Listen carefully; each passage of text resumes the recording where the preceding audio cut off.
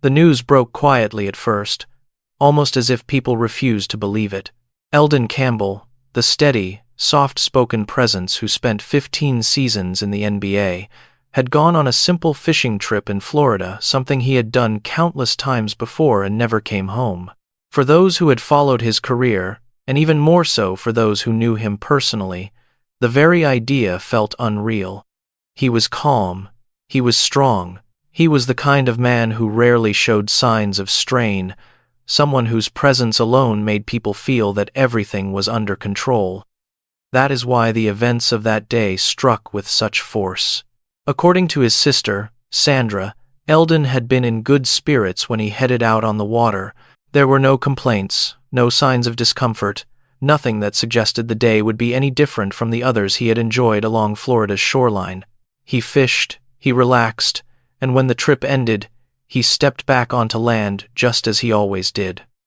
But moments later, without warning, everything changed. Sandra's voice trembled when she spoke about it. "It was all so sudden," she said. "He wasn't sick. He was out fishing." Her words reflected the disbelief of a family facing something too abrupt to fully process.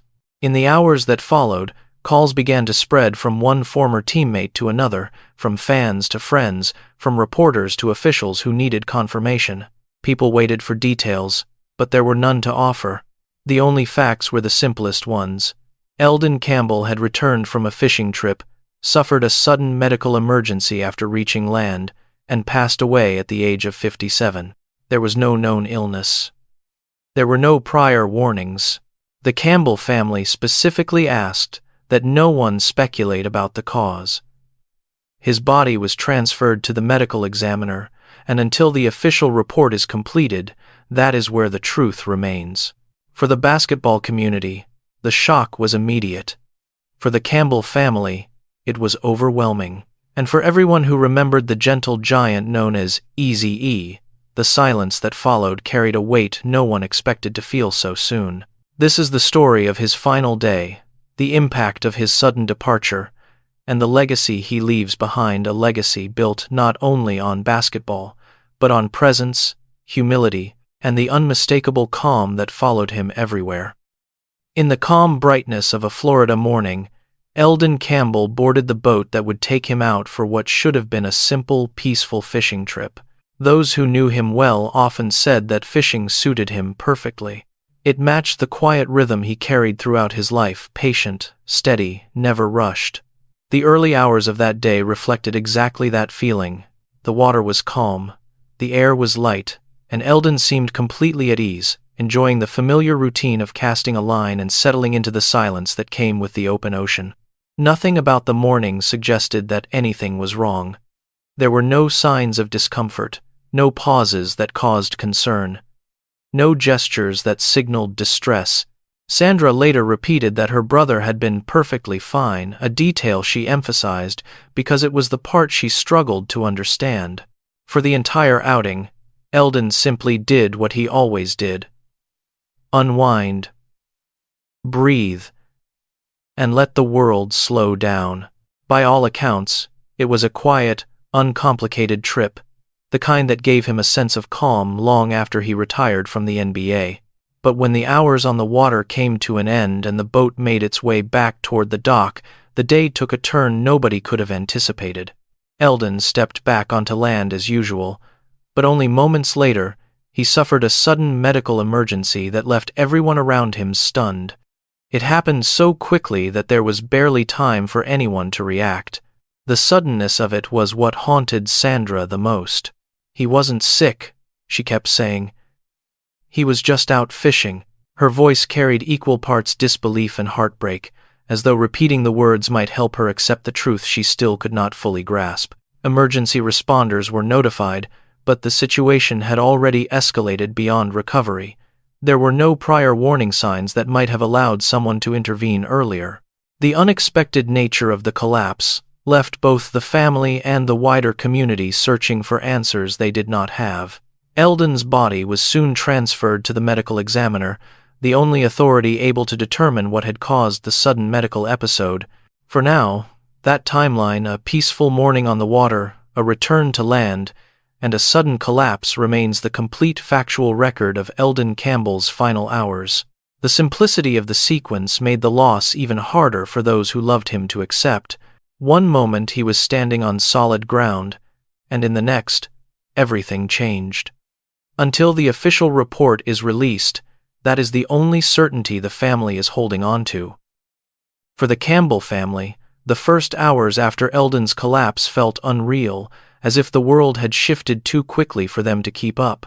News reached them faster than they could process it, and the shock was immediate. Sandra, who spoke on behalf of the family, struggled to reconcile the peaceful image of her brother on the water with the heartbreaking reality of what happened afterward. Her words reflected a pain that had no preparation. She kept repeating that Elden had not been sick, that he had only been fishing, as if those facts alone should have been enough to protect him from the tragedy that followed. In moments like these, families often try to make sense of the world by revisiting the hours before everything changed. Sandra walked through each detail, trying to find some sign she might have missed, but there was none. Every memory pointed to the same truth. Elden had seemed healthy, relaxed, and completely himself. This made the suddenness of his loss even more difficult to comprehend. The abruptness created a kind of emotional whiplash. One moment life felt routine, and the next it had taken a turn that no one in the family could have foreseen. As messages of condolences began to pour in, the Campbells found themselves balancing public attention with private grief. They understood that Elden was known far beyond the walls of their home. Fans admired him, teammates respected him, and communities across multiple NBA cities remembered him with affection. But to the family, he was not the player on television or the championship veteran. He was the brother who showed up for holiday gatherings, the uncle who made children laugh, the quiet presence everyone relied on when life became too loud. In the midst of their heartbreak, the family made one request clear. They did not want any speculation about the cause of Elden's passing. They knew the world was searching for answers, but until the medical examiner completed a full evaluation, there were no conclusions to draw. "We don't know what happened," Sandra said, and her words were both honest and protective. She wanted the focus to remain on facts, not theories, and on Elden's life, not on guesses about his final moments. Grief moves slowly, especially after a loss as sudden as this, and the Campbells were left navigating a silence that felt too large for words. But even as they waited for clarity, they held on to the memory of Elden's steadiness, the calm he brought into every room, the warmth beneath his quiet demeanor, and the way he cared for the people he loved without ever needing recognition. That was the man they were mourning, and that was the memory they chose to protect. As the Campbell family continued to process the shock, the news quickly reached Clemson University, the place where Elden first shaped the foundation of his basketball identity. Within hours, the school released a public message honoring the man who had once dominated college courts with a combination of calmness and strength. The words they chose made it clear just how deeply Elden was woven into Clemson's history. They described him as their all-time leading scorer, a 3-time All-ACC selection, and an All-American achievements that stood as pillars of the program long after he graduated. For the Clemson community, Elden was more than a former athlete whose records filled the history books. He was someone they saw as part of their extended family, a figure who continued to carry pride for the school years after stepping onto the professional stage. The announcement of his passing hit them hard, not only because of the sudden nature of his death, but because Clemson had always viewed him as one of their most enduring symbols of excellence. Students, alumni, and longtime fans began sharing old photos, game memories, and messages of gratitude, painting a picture of how lasting his influence had been. Shortly after Clemson's statement, former head coach Cliff Ellis, the man who once guided Elden through his college years, offered his own tribute. His words were filled with the kind of sincerity reserved for someone who had made a lasting personal impact. He spoke about Elden's generosity and steady spirit, describing him as an outstanding person whose presence elevated the program. Ellis emphasized that Eldon loved Clemson deeply, and even after retiring from the NBA, he had continued to return, offering support and maintaining the bond he had built as a young athlete. The coach's tribute echoed through the Clemson community, reinforcing what many already felt. Elden Campbell was not simply remembered for the games he played, but for the way he carried himself. He was a reminder of a time when determination and humility worked hand in hand, and those who watched him grow at Clemson never forgot the impression he left behind. The school's response, together with Ellis's heartfelt message, showed how much his character mattered long before the NBA and long after the final whistle of his college career. From Clemson, Elden Campbell made the leap to the NBA in 1990, drafted in the first round by the Los Angeles Lakers. For a young man who grew up in Inglewood, joining his hometown team felt both natural and symbolic. The Lakers were beginning a new era, transitioning from the Showtime years into a period where younger talent and fresh energy were taking shape, and Eldon became a key part of that shift. His size and skill set were impossible to overlook, but what truly distinguished him was the calmness with which he played.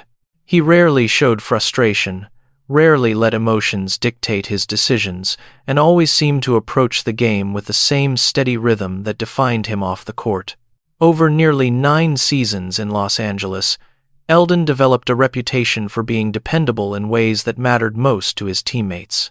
He ran the floor well for a big man, protected the rim with natural timing, and had a smooth mid-range shot that kept defenses honest. The 1996 to 1997 season was particularly strong, with him averaging 14.9 points per game, showing that he could carry a significant offensive load when needed.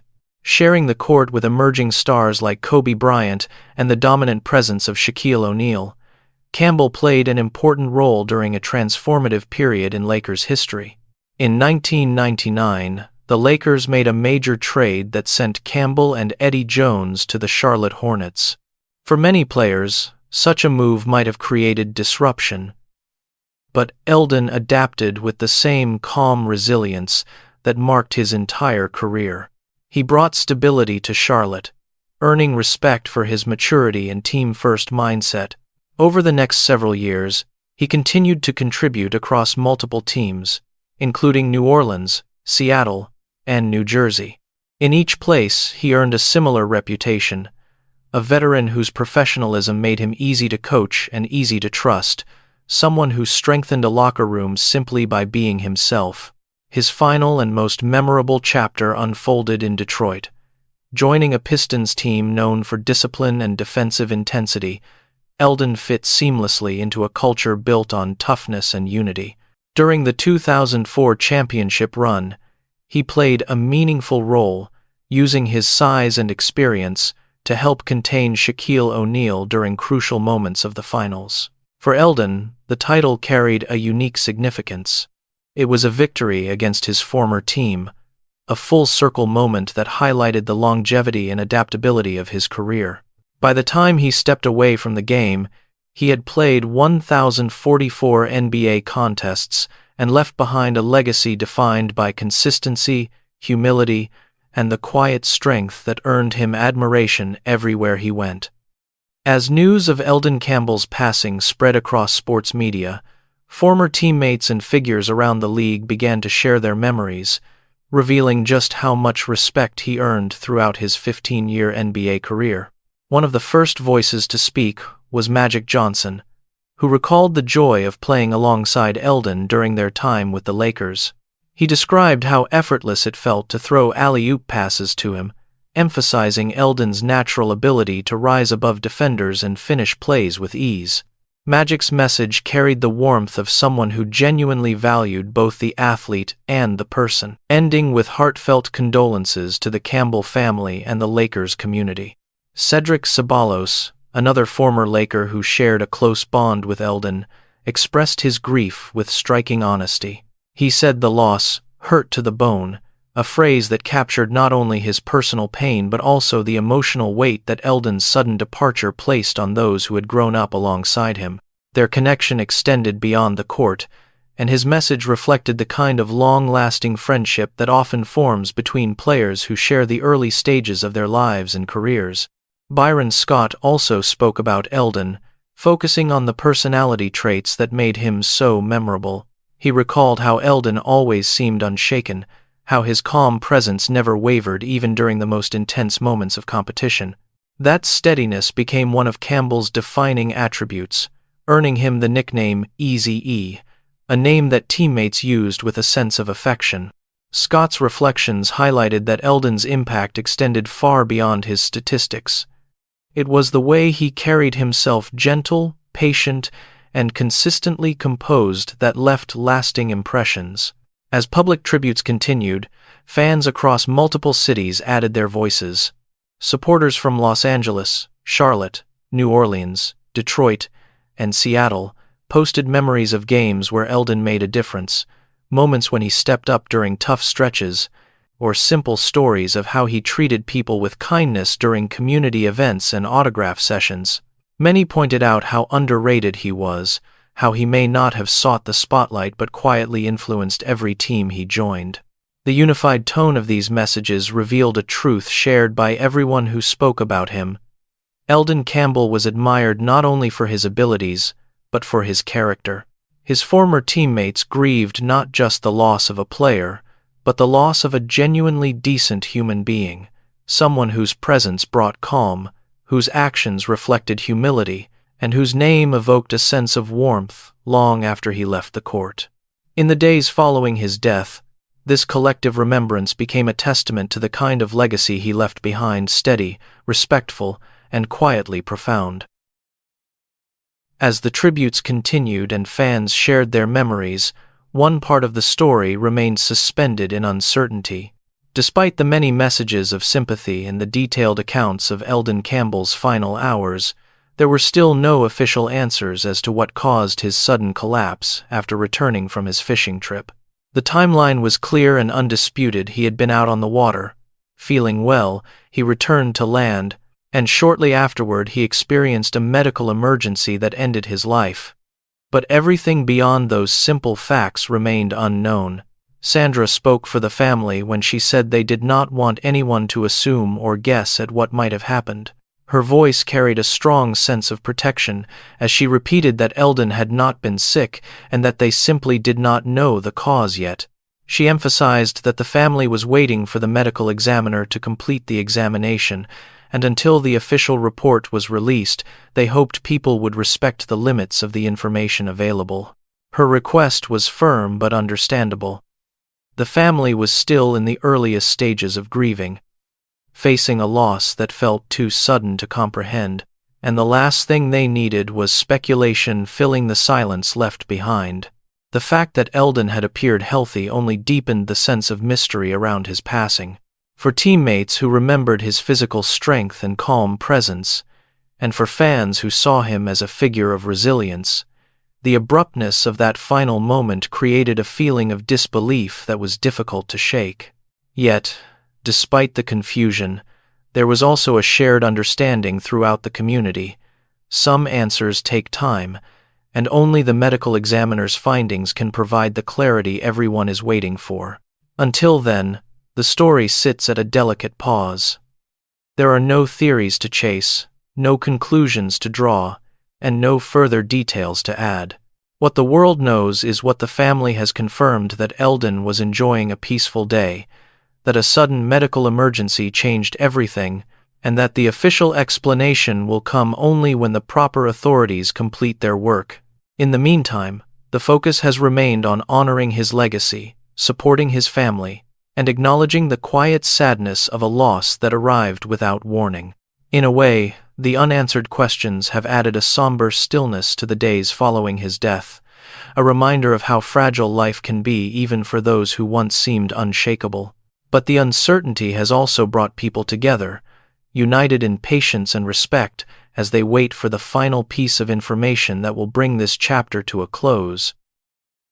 As the days passed, and the initial shock softened into a quieter grief, people began to look back not at the confusion surrounding Elden Campbell's final moments, but at the steady legacy he left behind. For many, he was never the loudest figure in the room, nor the most spotlight-driven player on the court. Instead, he built a career and a life defined by reliability, humility, and a calm presence that teammates often described as grounding. His nickname, Eazy-E, captured that spirit perfectly, a simple reflection of how he approached everything, from challenging matchups to everyday conversations. During his 15 seasons in the NBA, Elden became the kind of player who made teams stronger in ways that were not always captured by headlines. His shot blocking, his mid-range touch, and his ability to adapt to different roles made him a valued teammate across multiple franchises. But beyond the numbers and the games, what people remembered most was the person behind the jersey. Friends talked about his patience, coaches praised his discipline, and fans recalled moments when his quiet smile during community events made an impression that stayed with them long after the interaction ended. Away from the court, Elden carried the same sense of steadiness that defined him as an athlete. He remained close to his family, visiting Clemson and showing pride in the place where his journey truly began. He supported the people around him without seeking recognition, and he handled success with humility. Even in retirement, he maintained a connection to the sport, always willing to share experience and perspective with those who asked. His passing, sudden and unexplained for now, left a space that feels larger because of the warmth he brought into the lives of those around him. But the legacy he leaves behind is clear. It lives in the stories teammates told with genuine affection, in the messages fans wrote as soon as the news broke, and in the quiet respect he earned through years of consistency and kindness. While the final details of his passing will come in time, the meaning of his life does not require any further explanation. Elden Campbell walked through the world with a calm strength, touching people without needing to draw attention to himself. His journey ended on a peaceful afternoon in Florida, but the impact of who he was as a champion, a teammate, a brother, and a gentle, steady presence will continue to live on long after the final report is written. For those who knew him, and for those who admired him from afar, he leaves behind a memory defined not by how he died, but by the grace and stability with which he lived.